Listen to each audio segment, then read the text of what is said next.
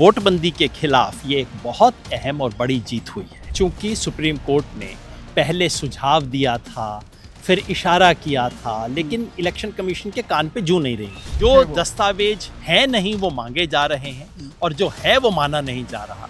चुनाव आयोग के पास कोई उत्तर नहीं था, लेकिन असली उत्तर ये है, चुनाव आयोग को दिक्कत नहीं है, बीजेपी को दिक्कत है। नमस्कार, आप देख रहे हैं वन इंडिया। मेरे साथ हैं देश के जाने माने व्यक्ति योगेंद्र यादव जी। योगेंद्र जी, आपका बहुत बहुत स्वागत है वन इंडिया में।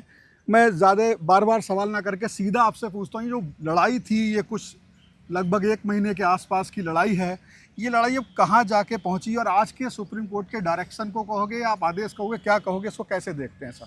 2 महीने की इस कानूनी लड़ाई में आज एक बहुत निर्णायक जीत हुई है उन लोगों की जो चाहते थे कि एसआईआर के माध्यम से लोगों को वोट का अधिकार छीना न जा सके।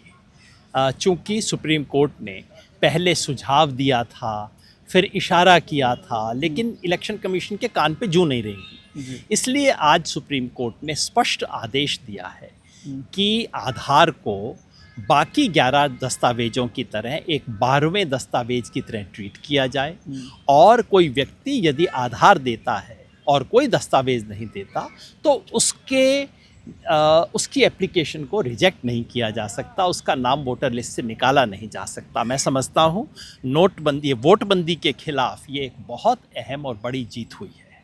बिल्कुल सर, जो पहले के जो 11 दस्तावेज थे, उसमें कहाँ पर आपने जब ये लड़ाई शुरू करी, आपसे मैं इसलिए कर रहा हूँ, एक बड़े वर्ग को देख रहा हूँ मैं, सिर्फ आपको नहीं कह रहा हूँ, आपकी पूरा जो तमाम लोग हैं, 10, 20, 50 लोग जो इसकी लड़ाई लड़ रहे थे, उनमें कहाँ पे दिक्कत है कि वो नहीं दे पा रहे हैं। जबकि बहुत से लोग ये कह रहे थे, खासतौर से अगर बीजेपी की बात करूँ, कि भाई एसआईआर में दिक्कत क्या है, वोट की जाँच ही तो कर रहे हैं और जाँच होनी चाहिए।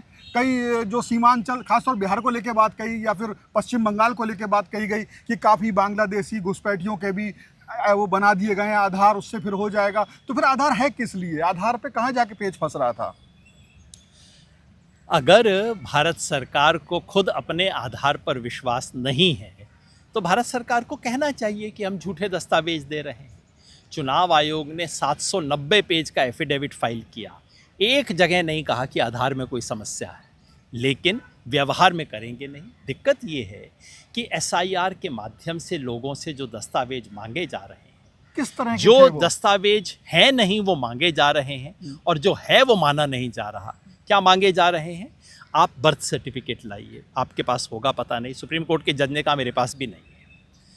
कहा जा रहा है पासपोर्ट लेके आइए, पासपोर्ट किसके पास है? पुराने लोगों में कई जगह नहीं था। अब नए बच्चों के हम लोग बनवा रहे हैं, वो अलग बात है। बिहार में उस जमाने के एज ग्रुप के 2.8% लोगों के पास बर्थ सर्टिफिकेट है, वो मांगा जा रहा है। मैट्रिक सर्टिफिकेट मांगा जा रहा है, चलिए वो 40% के पास है, लेकिन क्या बिहार के लोगों के पास इन 11 में से कोई एक दस्तावेज है? हमने बार बार इसको चेक किया। बिहार के कम से कम 35-40% लोग ऐसे हैं जिनके पास इन 11 में से एक भी दस्तावेज नहीं है, और जो दस्तावेज है सबसे सामान्य आधार, वो मानने को तैयार इसको नहीं। लेके एक बड़ी मुहिम चली कि आधार बनाओ 2008 से लेके बाद तक। जी, तो उसमें दिक्कत क्या, मतलब उसमें सुप्रीम कोर्ट ने पिछले 15 साल से देश के हर ईसीआई ने क्या उसमें रखा कि क्यों आधार को नहीं माना गया? इसका कारण तो बताया होगा। कोई कारण नहीं बताया, बार बार केवल एक कारण बताया कि आधार तकनीकी रूप से नागरिकता का प्रमाण नहीं है, जो बिल्कुल सही बात है। लेकिन क्या मैट्रिक सर्टिफिकेट नागरिकता का प्रमाण है? आप इंग्लैंड से आइए, यहाँ मैट्रिक कीजिए, आपको मैट्रिक सर्टिफिकेट मिल जाएगा। क्या बिहार में जो निवास प्रमाण पत्र डोनाल्ड ट्रंप के नाम से इशू हो गया है, ट्रैक्टर के नाम से इशू हो गया है, कुत्ते के नाम से इशू हो गया है, क्या वो नागरिकता का सर्टिफिकेट है? तो और एक बात खुद सुप्रीम कोर्ट के जजेस ने कही कि भाई आपकी जो 11 की लिस्ट है उसमें से 9 तो नागरिकता से कोई संबंध नहीं है, तो फिर आधार पे ही ये दिक्कत क्या? चुनाव आयोग के पास कोई उत्तर नहीं था, लेकिन असली उत्तर ये है, चुनाव आयोग को दिक्कत नहीं है, बीजेपी को दिक्कत है।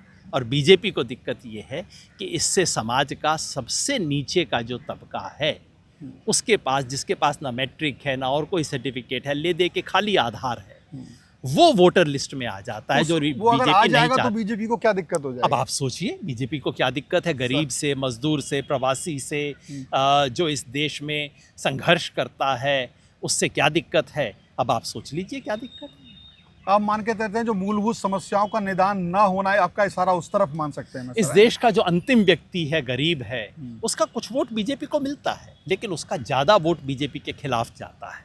और जिस तरह से आज देश की हालात है, उसमें भी और भी ज़्यादा हिस्सा जाएगा, और बीजेपी उसके विरुद्ध अपनी गारंटी करवाना चाह रहे हैं। सर, लास्ट सवाल, आपका समय कम। बिहार के लिए नहीं था, पूरे देश के लिए था। आप क्या मानते हैं, बिहार में आप एक संख्या बताई, चूंकि आप सभी जगह कहीं ना कहीं इन्वेस्टिगेशन या रिसर्च करते रहते हैं, तो पूरे देश को अगर देखें तो ये आदेश कितने लोगों को प्रभावित करेगा? मैंने कहा था कि बिहार में ये आदेश कम से कम 1.5-2 करोड़ लोगों पे था, जिनके पास कोई और दस्तावेज नहीं है, केवल आधार है, उनको बचाता है।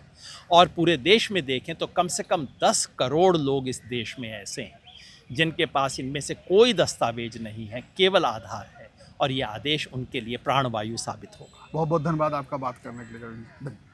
तो ये योगेंद्र यादव जी थे, जिन्होंने जो आदेश हुआ उस पर अपनी टिप्पणी की। उन्होंने कहा है कि ये जो 12वां डॉक्यूमेंट अब माना गया है, ये पहले भी माना जा सकता था, और एक बहुत बड़े तबके को, खासतौर से उन्होंने उस तबके के लिए कहा है जो गरीब तबका है, जिसके पास बहुत से ऐसे डॉक्यूमेंट नहीं हैं जो अन्य 11 मांगे गए हैं, तो ये उनको रिलीफ देगा। और पूरे देश में वो मान के चल रहे हैं कि 10 करोड़ लोगों को इससे वोट बनवाने में, अपना पहचान पत्र जो है वोटिंग आई कार्ड बनवाने में, मतदाता पहचान पत्र बनाने में और अपनी नागरिकता सिद्ध करने में एक बड़ी आसानी होगी। वो इसके ज़रिए अब सरकार चुनने में अपनी बड़ी भूमिका निभा सकेंगे। फिलहाल ये कहना है योगेंद्र यादव जी का। आप इस बात से कितना सहमत हैं, इस वीडियो में अपने कमेंट से हमें बता सकते हैं। फिलहाल इस वीडियो में इतना ही। बहुत बहुत धन्यवाद। Subscribe to One India and never miss an update. Download the One India app now.